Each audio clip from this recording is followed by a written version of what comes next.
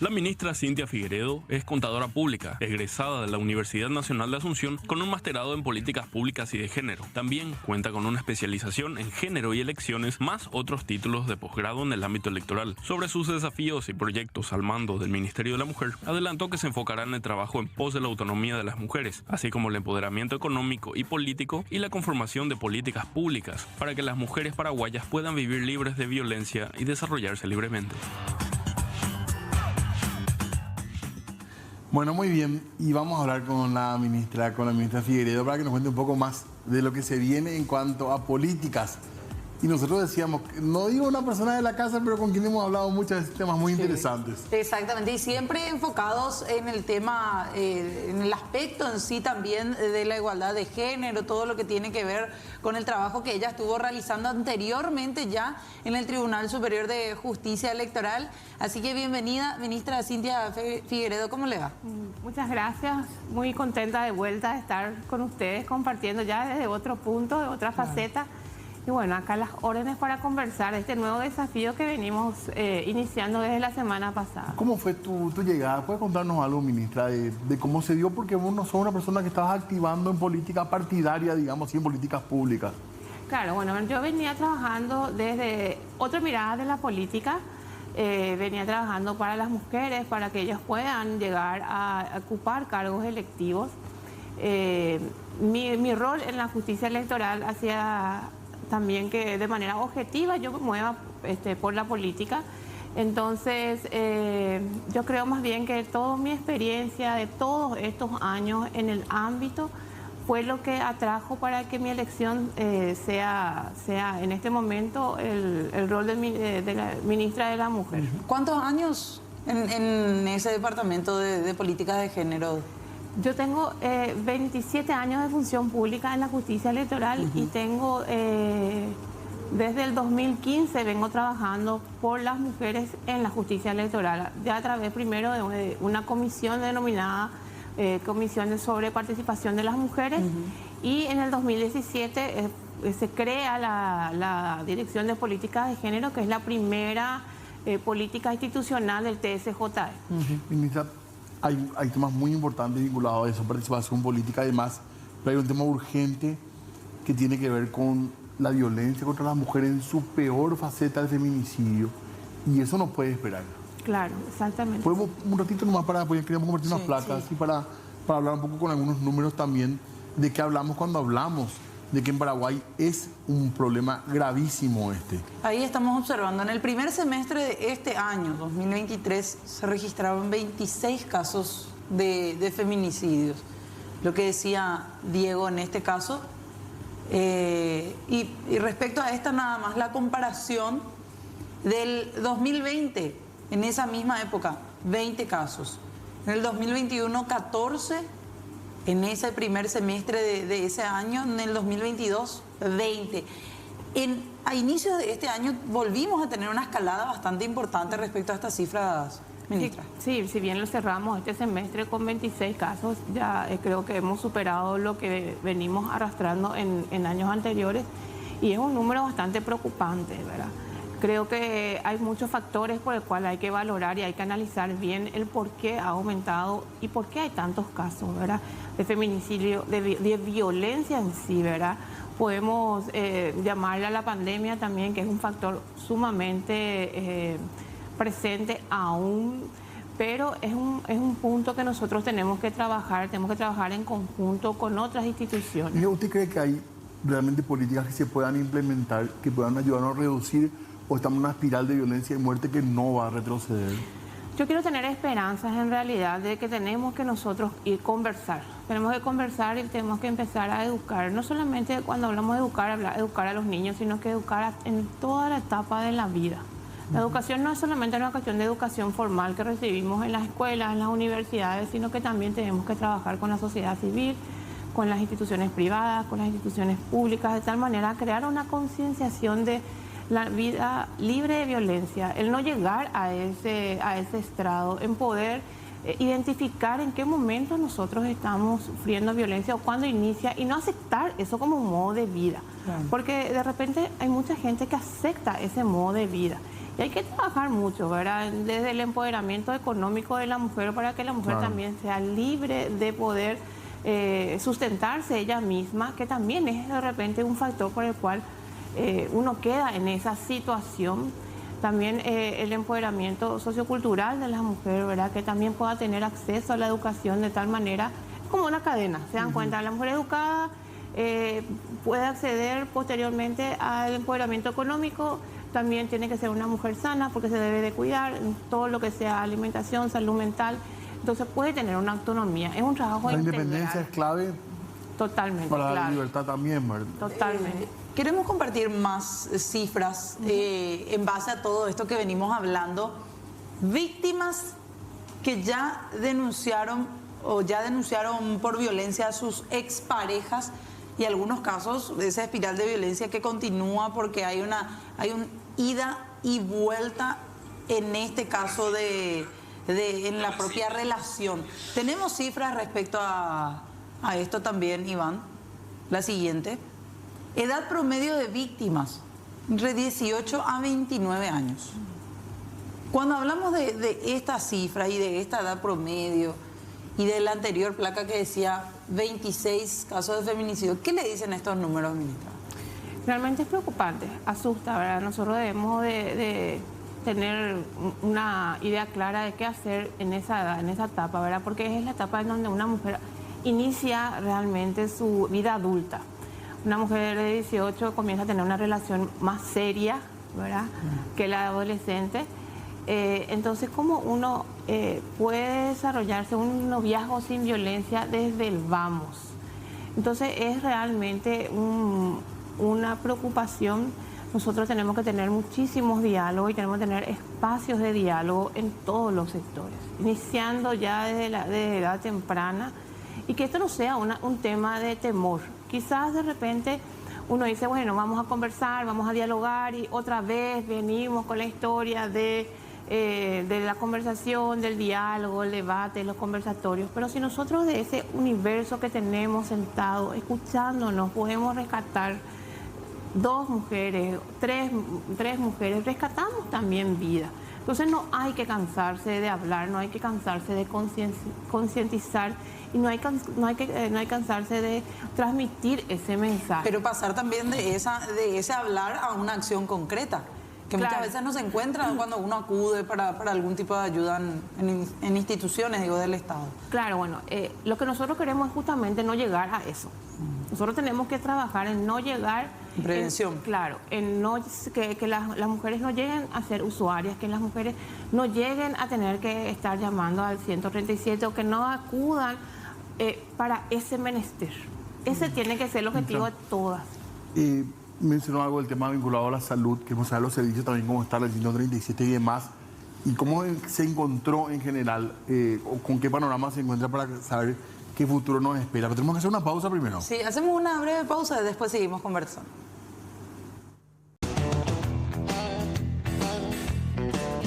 A la nueva ministra de la Mujer. En la seguridad a nivel la cuñacuera oye yucaiterei Catuanguasha y la cuñacuera y compartir también vea la yayerurea. ¿Debe haber algún familiar o sufrida de violencia familiar o nahaniri?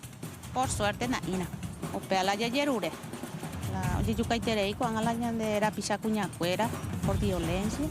Y que trabaje y que legalmente hace falta una ministra que vea esas dificultades, porque legalmente hay muchísima violencia, tanto intrafamiliar, y hay muchísimos niños que sufren la consecuencia de eso. Yo creo que tiene que enfocar más en el tema de leyes que puedan proteger a las mujeres, no solo en el ámbito de seguridad, sino en todo lo que es relacionado a violencia psicológica, física, mental. Tratar de proteger más también a los niños y por sobre todo no solo que se queden en campañas de llamadas y eso, sino que adentrarse más especialmente en las zonas, en las comunidades que son más vulnerables, que las ayudas no llegan ahí, en los asentamientos, en las villas, en todos los lugares. Seguridad para las mujeres, más allá de algunas que estamos por el parque y cosas así. Y también un poquitito para salud en especial. Más cobertura para las mujeres en especial. Tenemos, pero muy limitado todavía. En muchos lugares donde lastimosamente no llega mucha salud a las mujeres. Y seguridad.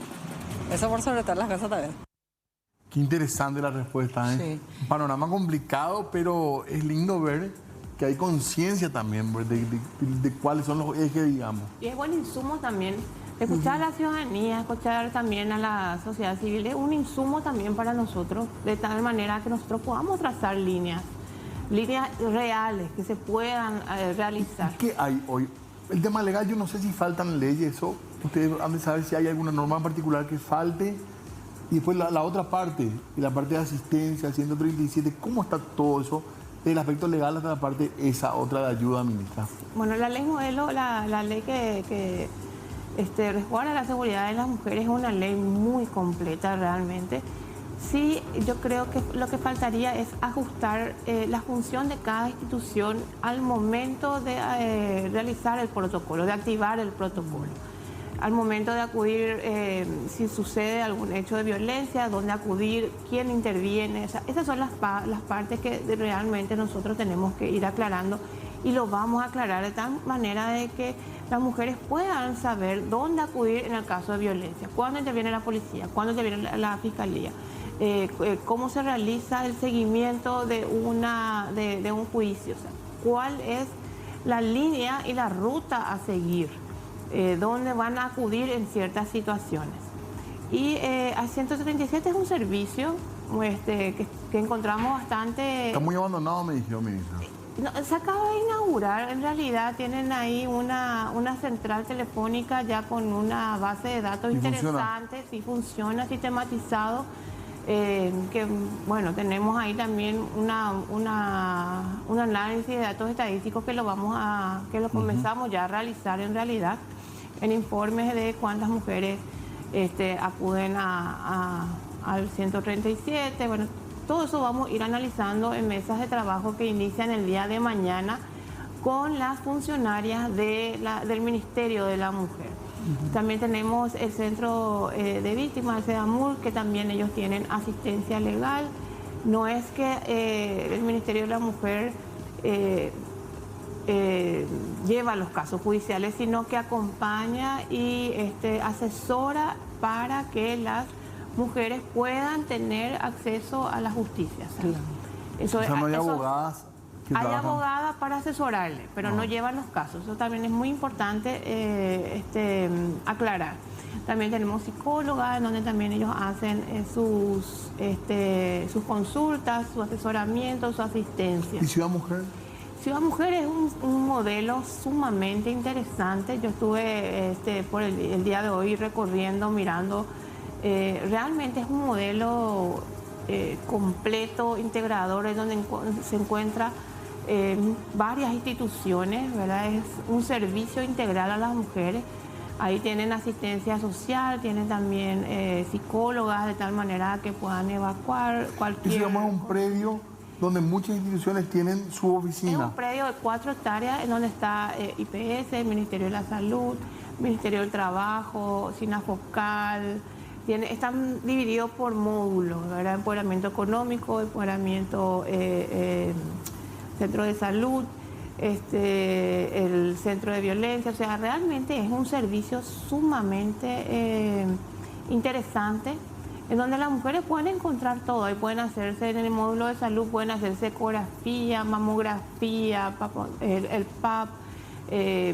Realmente es un modelo en donde tenemos que replicar, porque no solamente tenemos que tener eso acá en la zona metropolitana, sino que este servicio realmente tiene que ir tierra adentro. Claro. Yo siempre recuerdo, siempre menciono, Paraguay no termina en calle Última, y tenemos que llevar este tipo de buenas prácticas hacia tierra adentro para que realmente todas las mujeres acudan y tengan este servicio integrador y articulador de fuerzas de todas las instituciones. Claro.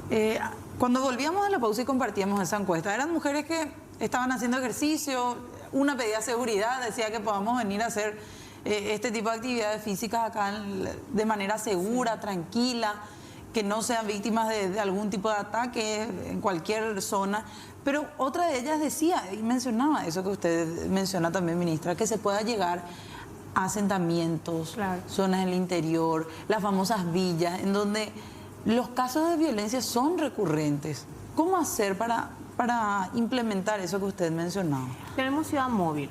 Tenemos Ciudad Móvil, que es básicamente movilizar lo que es Ciudad Mujer a ciertas zonas del país.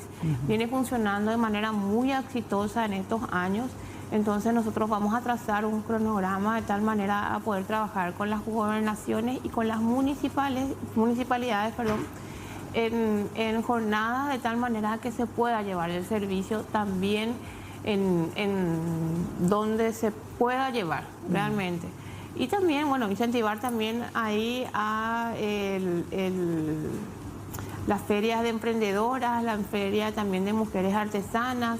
¿El Ministerio de Trabajo tiene presencia? Tiene, está el Ministerio de Justicia, de Trabajo, SINAFOCAL, CNPP, tiene todo un bloque. Y la participación política, ministra, no se puede olvidar. Sí, está el registro civil, está identificaciones y bueno, vamos a trabajar también en el área de participación política, de tal manera que las mujeres no solamente activen en política partidaria, sino que también activen en política comunitaria, comisiones vecinales, organización de la sociedad civil, clubes, asociaciones.